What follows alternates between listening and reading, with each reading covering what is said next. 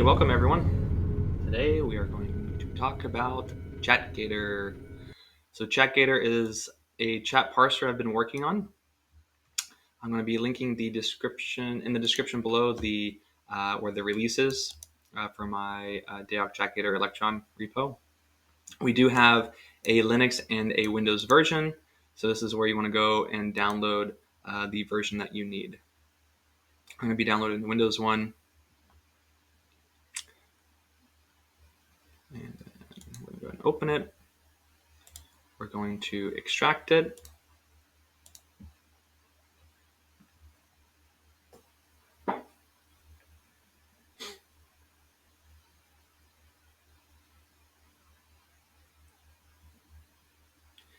And then once it's done, you want to go ahead and go and open it and find the ChatGator application.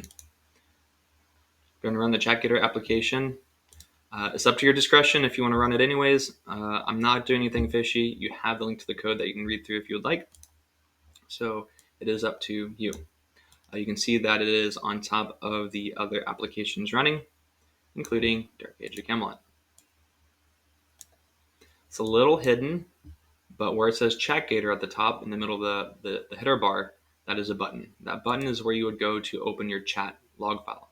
You can see here I do not have a chat log file under my Documents Electronics DAoC Camelot. So what I need to do is go into the game and enable my chat log. I have this keybind or on a hotkey to my L. You can do this in the keyboard settings. It's going to be, scroll down a few down, chat logging, L, that's mine. So I enabled chat logging so you can see the chat file just populated here. Go ahead and open the chat file. You're going to see the header turned red. That means that the application doesn't know that is currently reading the file that's currently being streamed. So this isn't going to be real time. It's going to be close to real time as possible, but that depends on how many actions are happening at one given time. So DAoC buffers your logs, and when it gets full, it flushes it to the chat log file. So the more, again, like if you're in a big fight, it's going to seem more real time than if you're solo trying to level new character. There's no one else around you. So I do have my chat enabled. I chose my file, and now let's go ahead and kill a bear.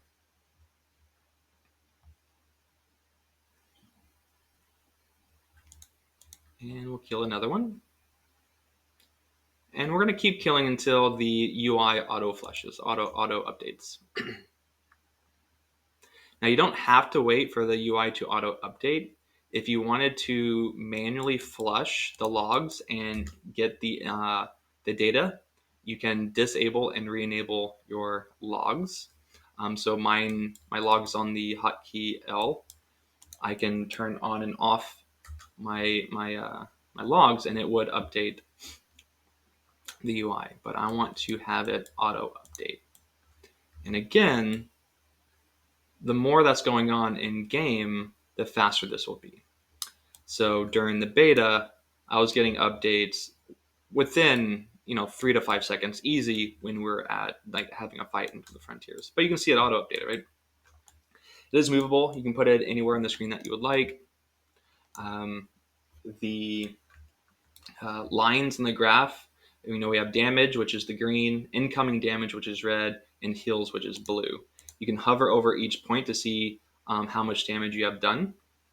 And it's kind of hard to see, I apologize, but there's a timestamp at the bottom of the graph. Hopefully you can see it at the bottom left corner, and how much damage you've done on the left hand side here on the y-axis. If you click on any of the labels, it will hide them. So if you had a lot of heals, incoming damage, or outgoing damage on the graph, you can kind of isolate what you wanted to see. Let's go ahead and show some incoming damage with one of these bears going to a melee attack. Hopefully you don't kill it. Okay, we may have to sit to bring in some damage. So there, the black bear has hit me once. So what I'm going to do is manually flush the logs. And you can see that the header turned red, and that's because now how the application works is it's looking for more logs to come in after you've already enabled your logs. So now it's going to wait until it auto flushes, and that's when the header is going to turn green. So it won't be green until the game auto flushes the logs. Okay, but you can see the red line at the bottom right of the graph. That's the incoming damage that I took when I manually flushed the logs. You can also adjust the size of the UI. Okay.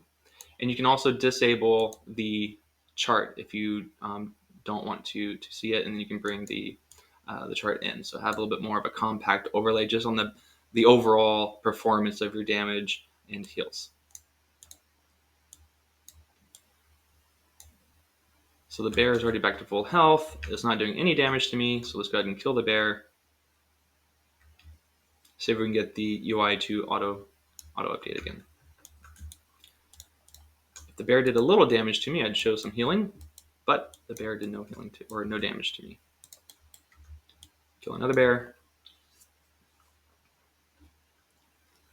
And we'll kill another one.